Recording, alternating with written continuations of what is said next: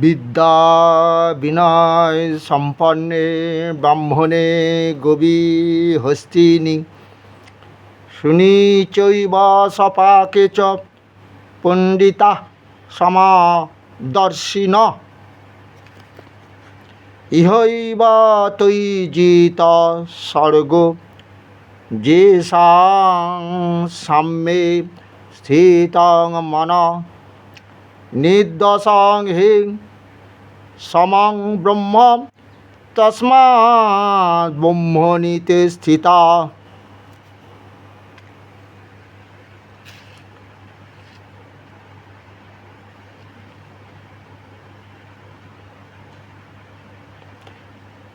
ন প্রাহিষ্যেদ প্রিয়ং প্রাপ্য ন দ্বিজেদ প্রাপ্য চ প্রিয়ম শিরবুদ্ধির সঙ্গমূঢ় ব্রহ্মবিদ ব্রহ্মণি স্থিত।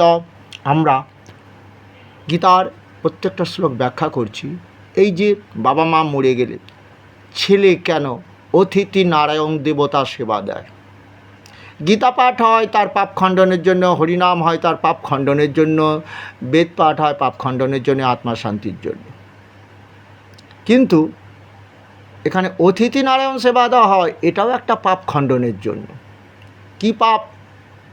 ভগবান গীতাতে অর্জুনকে বলছে, অর্জুন, পণ্ডিত সেই, জ্ঞানী সেই, বিদ্বান ব্রাহ্মণ চণ্ডাল গাভী হস্তি, কুকুরের প্রতি যে সাম্যভাব।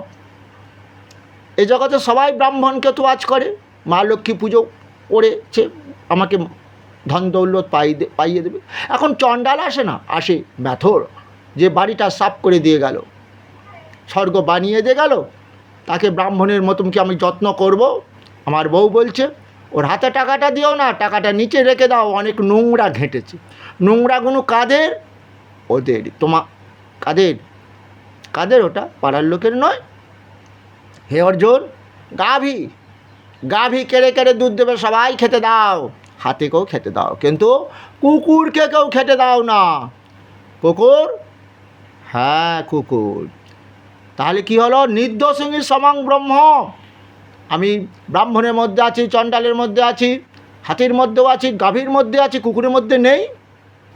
তুমি ইহলোকে স্বর্গ সুখ পাবে মৃত্যুর পর। ছেলেরা তো পিণ্ড খেয়ে নয়, কি করে? সাম্যভাবানো, অর্থাৎ ইহৈব তৈজিত স্বর্গ যেষাং সাম্য স্থিতং মনম। সাম্যভাব ব্রাহ্মণ, চণ্ডাল, গাভী, হস্তি, কুকুরের প্রতি সবাইকে সমান চোখে দেখো, সবাইকে সমানভাবে সেবা করো। সেবাই হচ্ছে শ্রেষ্ঠ ধর্ম।